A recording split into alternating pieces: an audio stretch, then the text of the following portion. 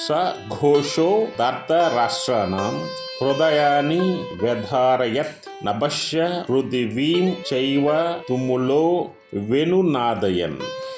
సఘోషో దత్తరాష్ట్రాణాం హృదయాని వ్యధారయత్ నభశ్య పృథివీం చైవ తుములో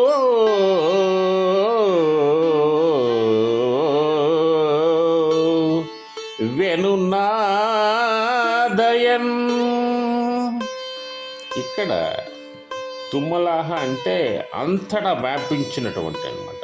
సఘోషో అంటే ఆ ధ్వని అనమాట అనే పదాలు మీనింగ్ వస్తాయి అనమాట. ఇక్కడ పాండవుల యొక్క వాళ్ళ యొక్క శంఖములు, శ్రీకృష్ణ పరమాత్ముని యొక్క శంఖం అయితేనేమి, అర్జునుని యొక్క శంఖం అయితేనేమి, అదేవిధంగా భీమసేనుని యొక్క శంఖం అయితేనేమి, ఈ శంఖాల శబ్దాలు వాళ్ళు చేసినటువంటి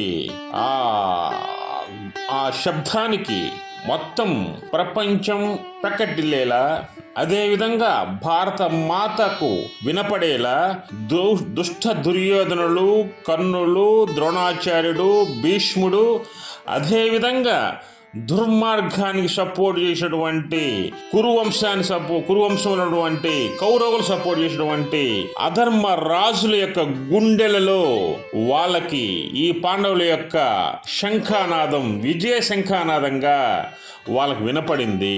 అదేవిధంగా వాళ్ళ గుండెలు బద్దలయ్యాయి. అది దాని యొక్క అర్థం. అదేవిధంగా ఇక్కడ వాక్యానికి వచ్చినట్లయితే శ్రీకృష్ణాదుల యొక్క శంఖధ్వనులు దుర్యోధనాదుల యొక్క హృదయాలని ఛేదించేసినవి అని చెప్పడం అనేది చాలా కరెక్ట్ అయినటువంటి పదాలు ఇవి. అదేవిధంగా దుర్యోధనుడు ఈ శంఖనాదాలకి తన ప్రాణాన్ని సైతం గుప్పెట్లో పట్టుకొని పారిపోయినట్టుగా భావించాడు. ఈ ఉత్సాహం పాండవ సేనలో ఉన్నటువంటి ఈ ఉత్సాహాన్ని చూసి కౌరవ సేన మొత్తం కూడా భయపడి దద్దరిల్లి పారిపోవాలి అన్నట్టుగా వాళ్ళకు భావం కదిలింది. ఈ యొక్క అర్జునుని యొక్క సింహనాదాన్ని, అర్జునుడి యొక్క వాక్యాన్ని, అర్జునుడి యొక్క పలుకుల్ని, అర్జునుడు చేసినటువంటి ఆ ధ్వనికి మొత్తం కురు పాండవులు మొత్తం కూడా ఆశ్చర్యపడిపోయి గాంధీవంతో అర్జునుడు రెచ్చిపోతున్నాడు. ఆ గాంధీవంతో యుద్ధానికి సిద్ధమవుతున్నాడు. ఇక మనము యుద్ధంలో గెలవగలమా అనే యొక్క భయాన్ని దుర్యోధనుడికి కలిగించాడు అర్జునుడు. జై శ్రీకృష్ణ, జై శ్రీకృష్ణ, జై కృష్ణ.